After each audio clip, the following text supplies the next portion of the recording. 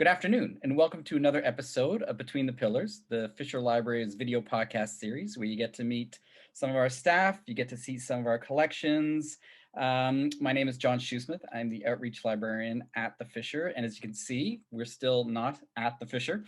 We have about 4 more episodes to go in this season. We're going to take a little hiatus in the summer, and unfortunately, we won't be able to do any of them from the library over the next few weeks. So remote will have to do, but we still have some great things to show you, including today, which I will introduce my colleague, Nadav, shortly. Just a reminder, we are still offering some fairly limited research and reference at Fisher.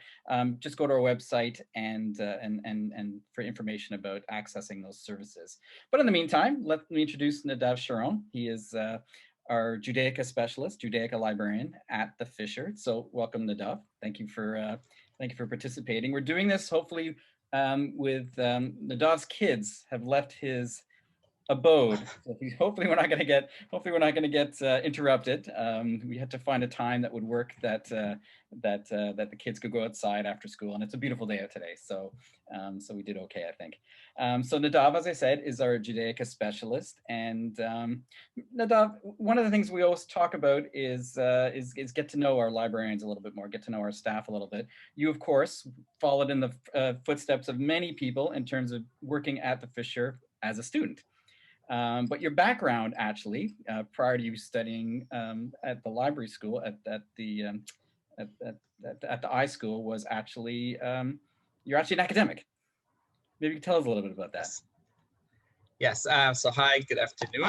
Thank you for having me here, John. Yes. So I had to kick my kids out of the house, as John mentioned. So yes. I was lucky enough to work at the Fisher as a GSLA before becoming the Judaica librarian.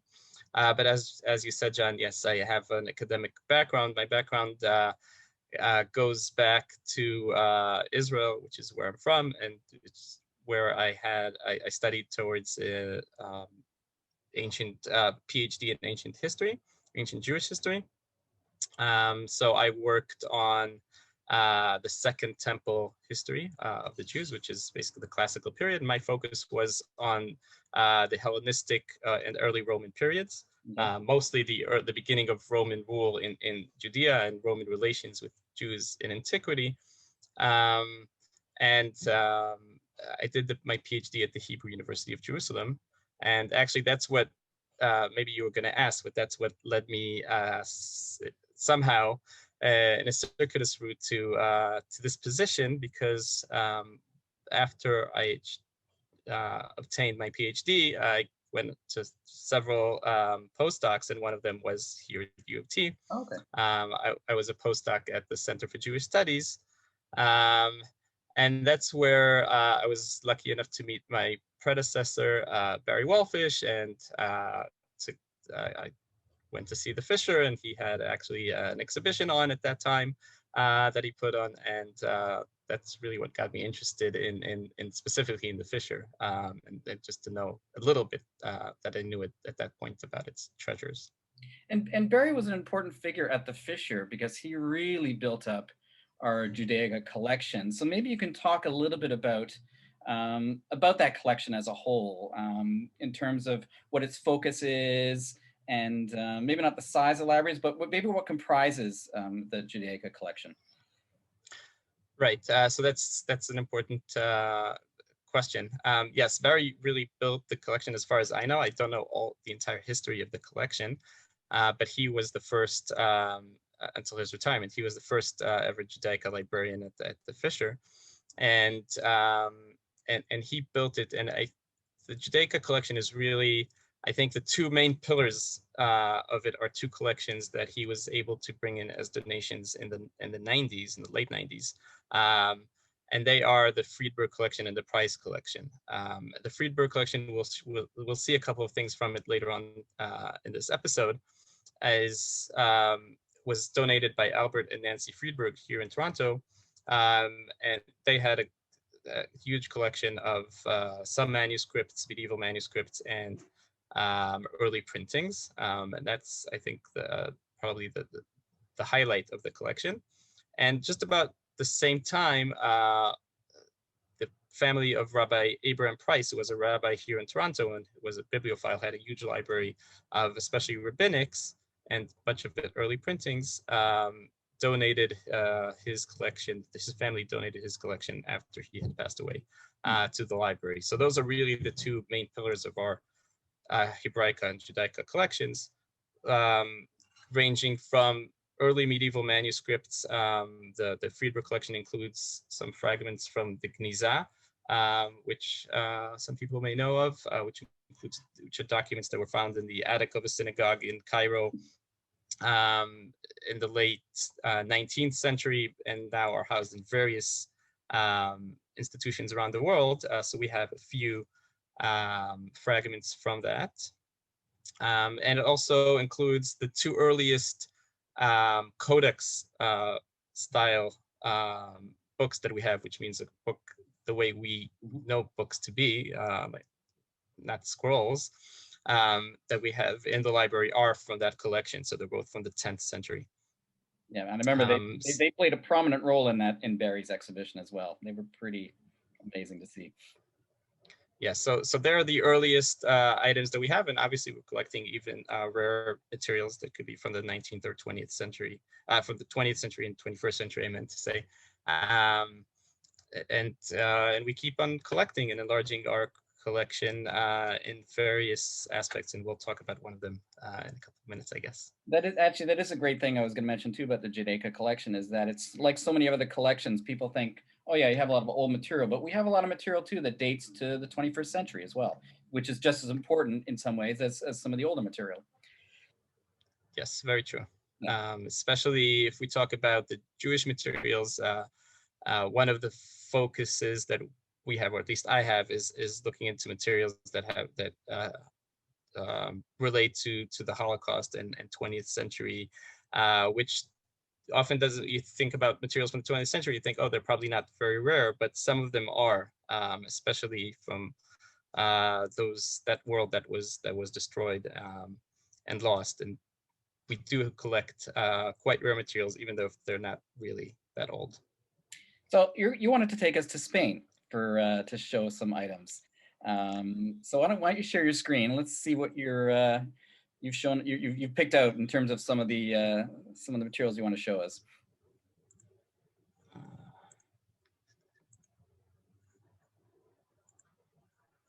Is there any reason why you want to focus in on Spain, by the way, out of curiosity?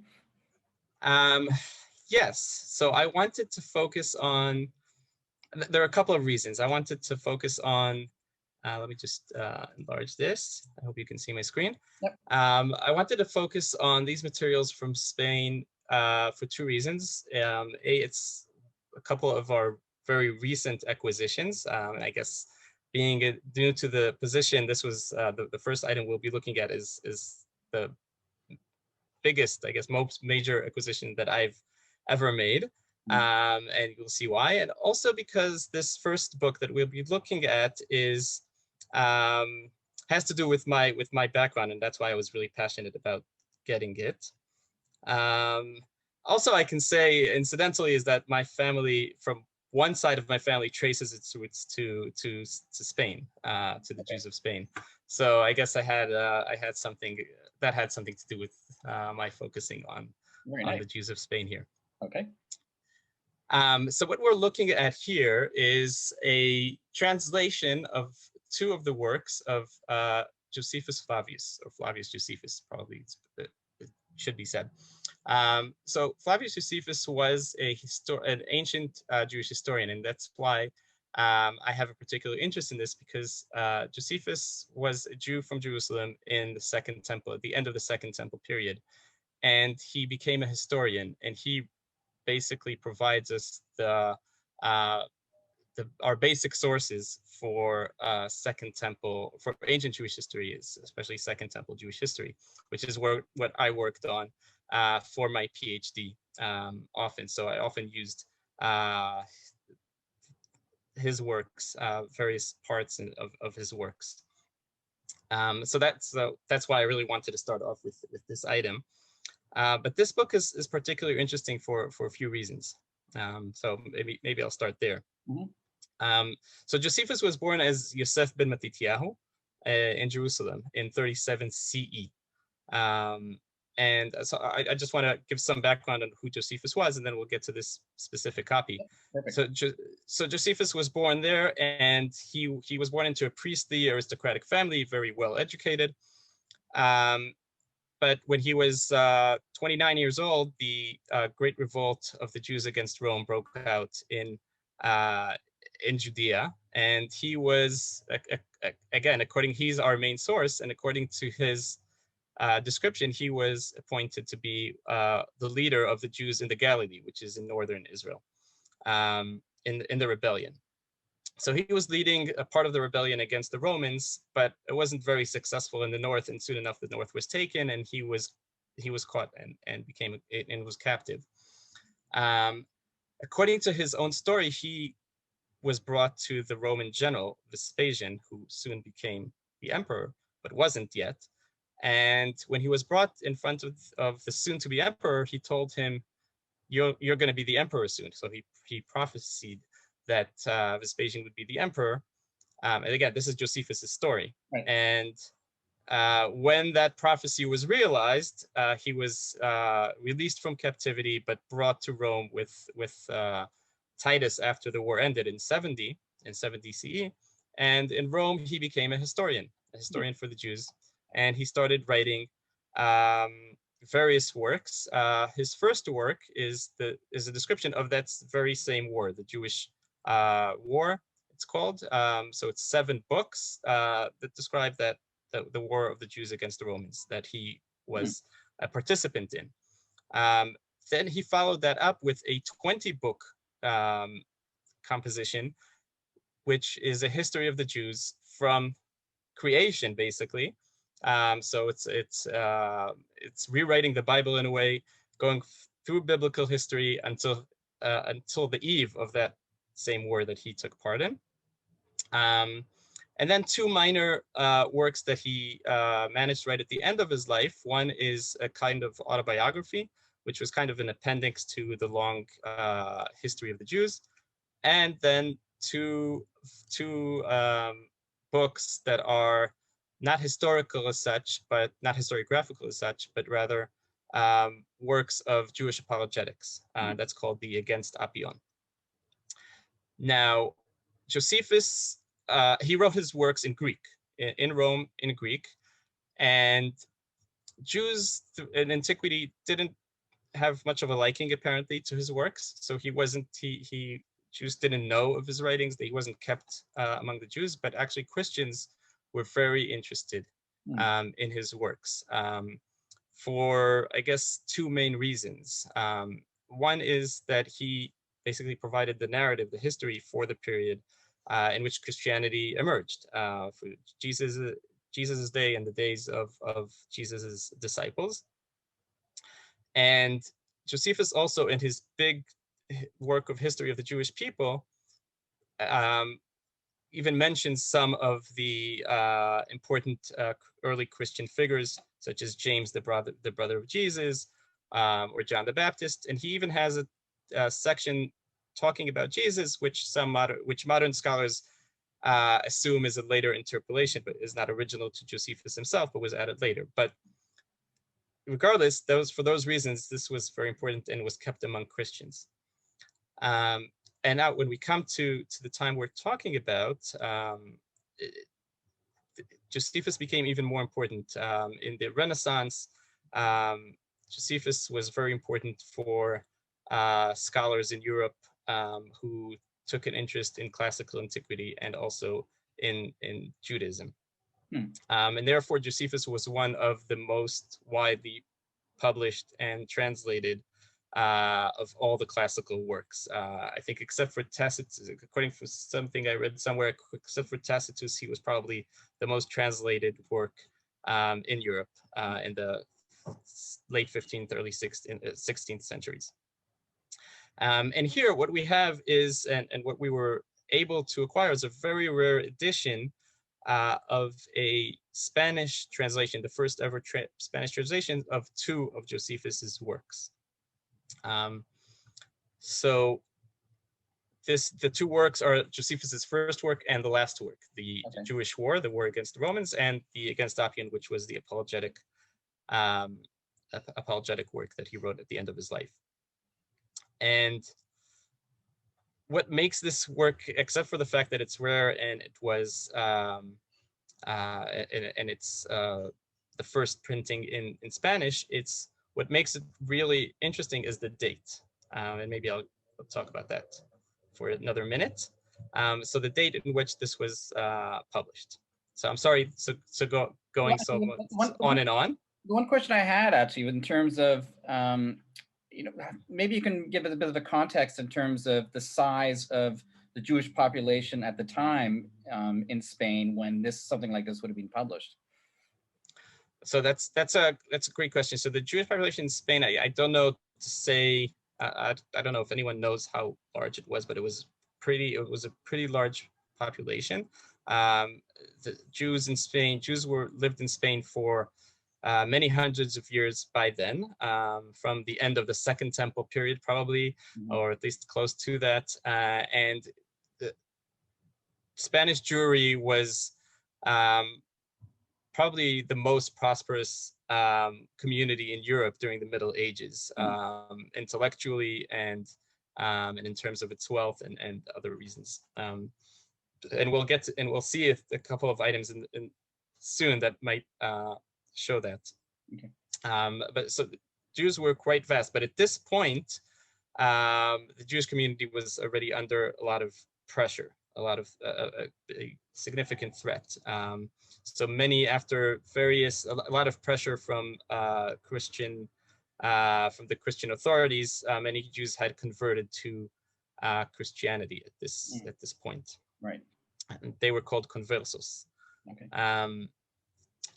And this book was, we can see here in the prologue, in the red section, it was actually dedicated by its translator, who we'll get to in a minute. It was translated from the Latin edition. It says here from the Rufinus's Latin edition, but it was actually dedicated to the Queen Isabel. So she's mentioned here, I think let me look at it again. I think in the second and third lines. Yes. And what makes this edition interesting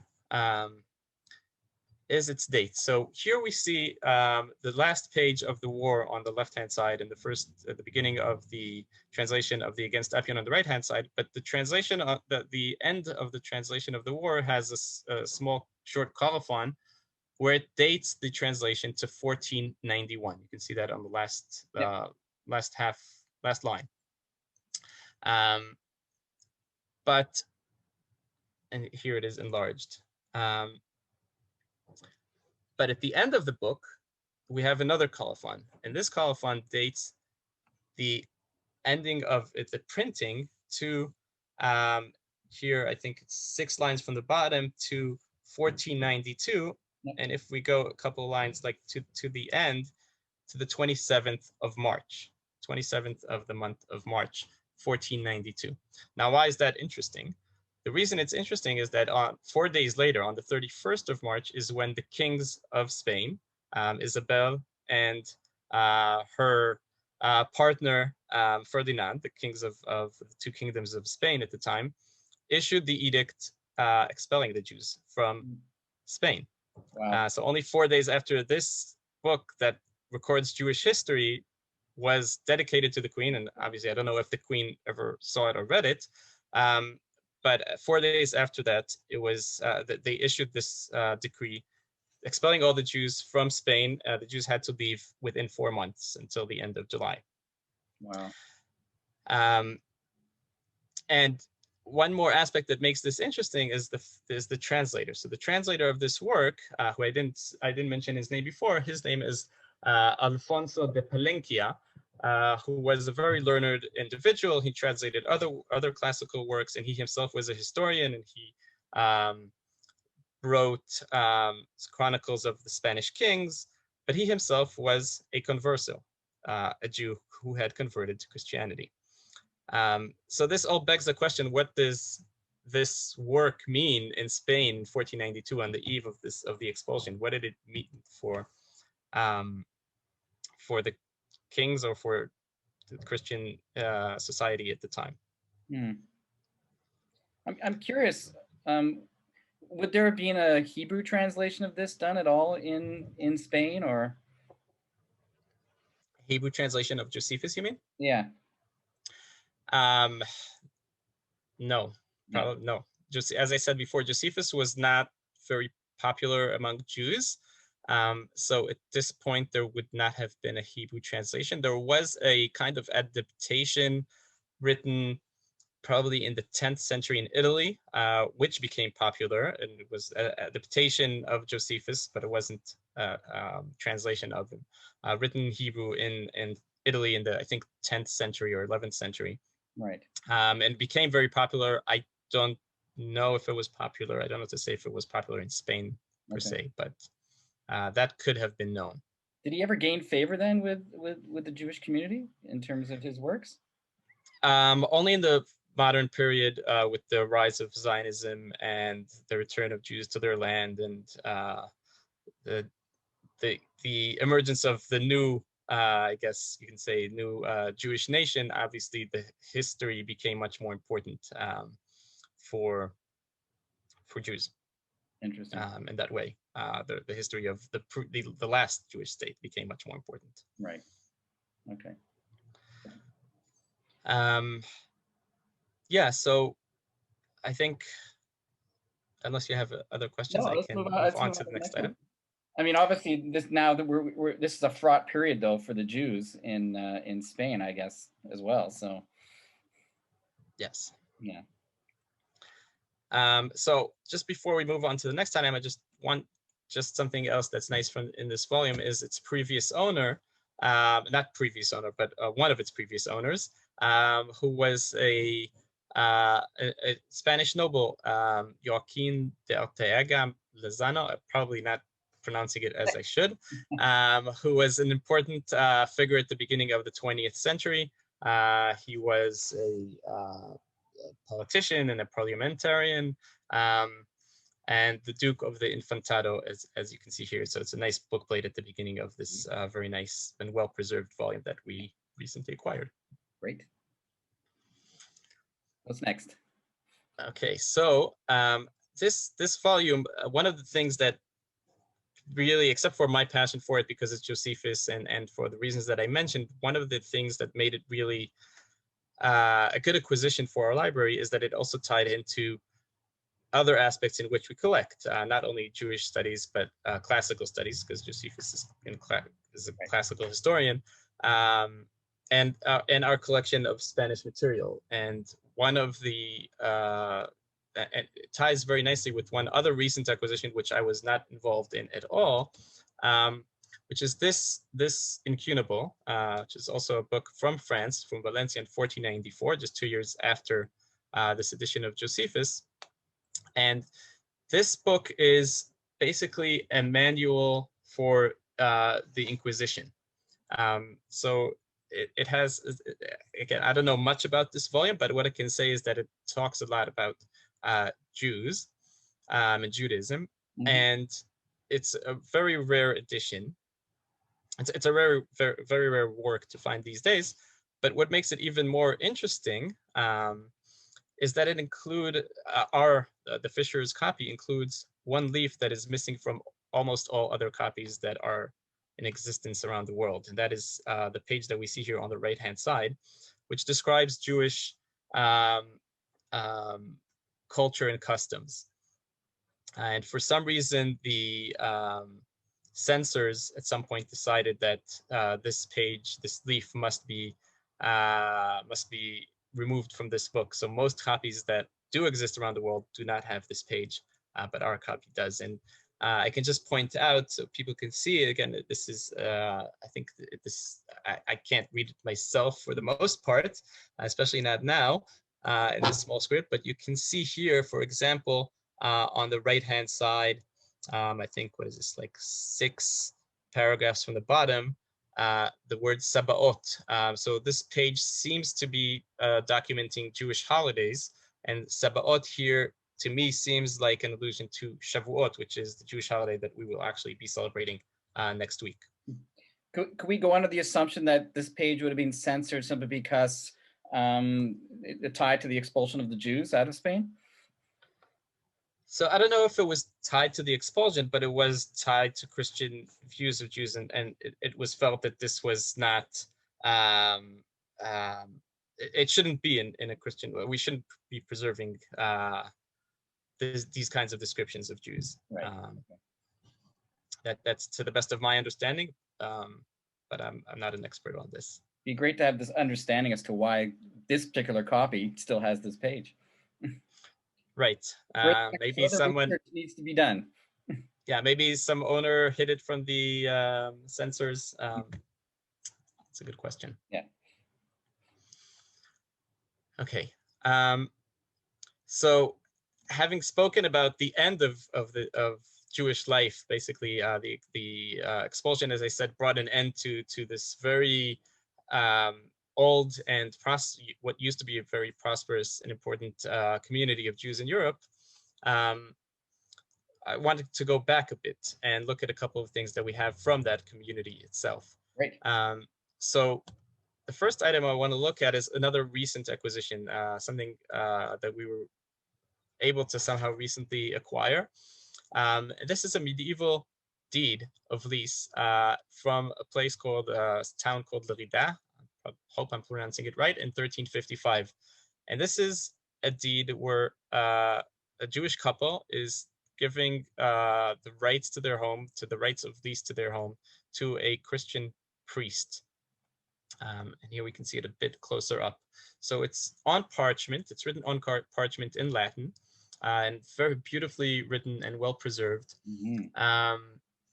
And there's probably much to study. This is very rare, any deed from this era, and certainly from the Jews of this era, since they had many upheavals coming in their near future. Not only the expulsion 140 years later, but various other troubles along the way.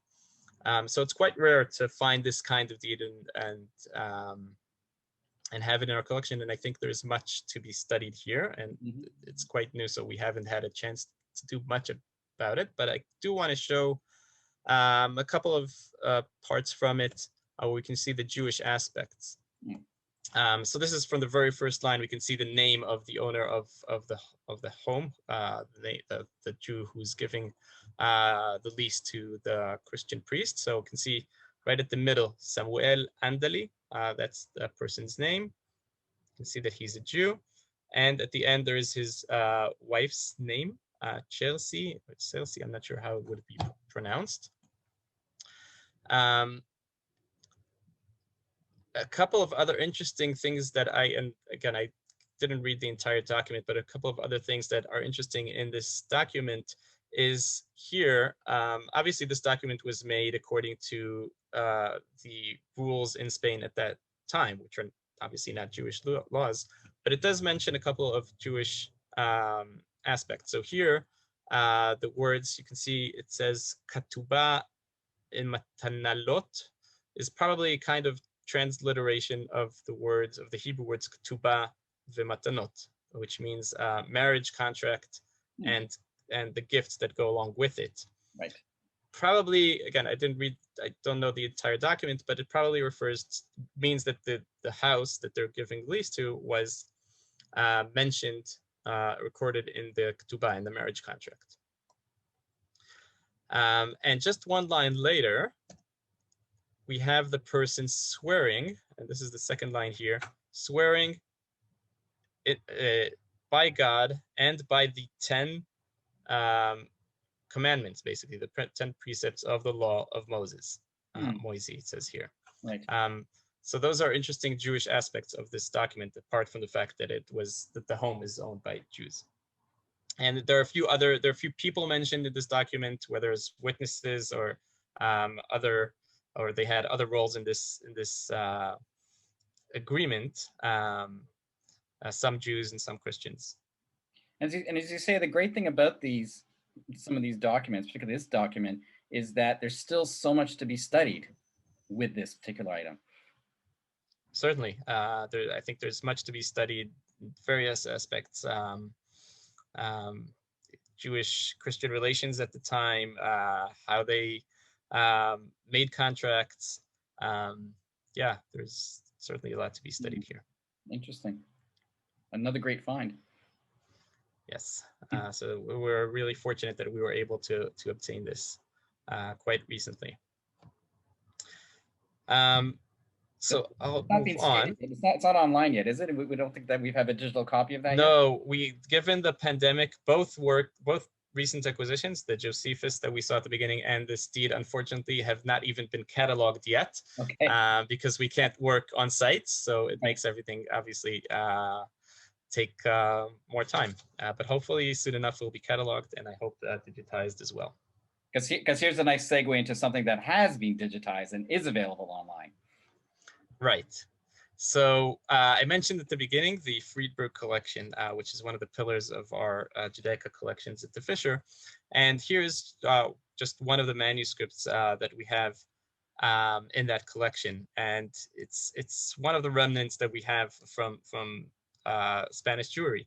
Mm-hmm. So this is a copy of the Hebrew Bible, the Tanakh, from Toledo, Spain, from 1307, which is not only is it a beautiful Bible, but what's interesting here is that we have the date, we have the scribe. This is the last page that we're looking at, actually, so it's the colophon. So we have the name of the scribe at the top. It says at the last 3 lines, it says when and where it was copied.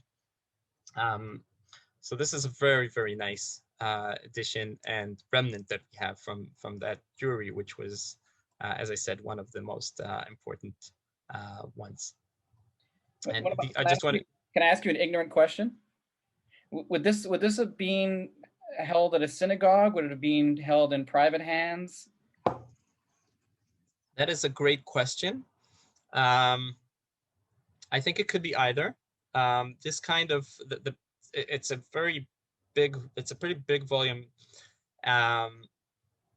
This is not what you would read when we read on from the Bible on Shabbat, on the Sabbaths. Then we read it from the scroll, and it doesn't have the markings that tell us how to pronounce. You could see the dots under letters and stuff like that. We don't have that in our Torah scrolls. Right. So this would not be read in front of the whole community on the Sabbath in the synagogue, but it could have been used in the synagogue for people hearing or to help the reader. Mm-hmm. It could have been in someone's private collection, I assume. Okay. So I just want to show a couple of pages to see how this really beautiful manuscript looks inside. So this is the end of Genesis and the beginning of Exodus from this Bible. Mm-hmm. And we can see the beautiful, very easy to read script. And you can see on the top, we have the Masorah. The Masorah are notations about how to pronounce the Hebrew. Since Hebrew doesn't have vowels, it's complicated. So there was a tradition of how to read the words, and that is noted in these minute letters at the top and at the bottom. And at some point, it became more customary to be more artistic with this Masorah. We don't see that much here, although we can see the micrography in this star between Genesis and Exodus. But we can see a little bit more artistic creativity here at the end. This is the end of the Pentateuch, the end of the book of Deuteronomy. So we see this star in a circle, and it's all made from small Hebrew letters. Oh wow! And you can still see the Masorah at the top and the bottom, and also a little bit more artistic than just plain lines. So this is really a remnant to the artistic traditions of Spanish Jewry, which was very much influenced by Muslim art and artistic traditions at the period, because Muslims had ruled Spain before. So even though this was produced under Christian rule, it still has these more Muslim influences in it than we would in the Bible that would be produced in say, Germany at the time. I should tell people, if you look at the online version, you can really get in close to some of it, and you can probably see the level of detail in some of the work. Very true. Yes. Yeah. Okay. So unless you have questions, I'll move on to I think my last item. Oh, sorry. This is another page from this book. I forgot about this. So this is a very nice page. I think it's in between the Pentateuch part and the Prophets part of this Bible. So it just has a couple of verses going around, and this very artistic, and again, this is all from Hebrew letters and words in the middle. Very nice artistic page, I guess. I'm gonna go look at this thing myself, actually, online. I'm happy to send you the link. I could probably find it. I know you can. So one last thing to show us. Yes. So one last thing I wanted to show. So this is so these last two things, just to interrupt you, these are part of the Friedrich Collection. Is that right? Yes. The manuscript is from the Friedrich, as well as the book that we'll discuss now in a minute. This last book that I wanted to show is actually not published in Spain, but why I wanted to show this is because this is the interpretation for the Haggadah for Pesach, the text that we read on the first night of Passover, the Seder night, of Don Yitzchak Abarbanel. Don Yitzchak Abarbanel was one of the leaders, one of the most important figures in Spanish Jewry right at the time of the expulsion, which we mentioned at the beginning in 1492. He came from a very wealthy family, so he was himself very wealthy. He was a banker. He was a philosopher of sorts, a rabbi, and an advisor to noblemen and the kings of Spain themselves. Right. And nevertheless, although he was close to the kings, he was also exiled since he was not willing to convert to Christianity. So he was also exiled with the rest of his people in 1492. And after the exile, he made his way to Italy, to northern Italy, and I believe that that's where he wrote this interpretation, which was first printed in 1505, when he was still alive in 1505, but it was printed not in Italy, but rather in Constantinople, modern day Istanbul. Okay. So the earliest printings in the not Turkish empire are actually Hebrew printings from Constantinople. But this edition that we're actually looking at is not that one, which we have a copy of at the Fisher also from the Friedrich Collection. But this is actually a printing from Poland from the end of the 16th century.